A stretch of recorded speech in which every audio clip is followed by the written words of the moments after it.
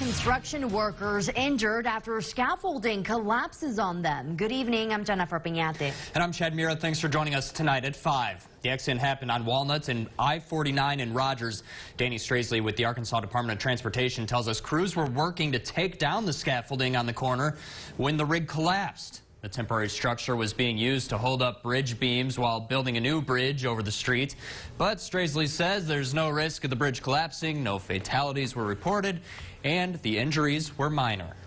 We had one contractor who had back issues, just slight muscle pull, and then we had another contractor who had a split fingernail.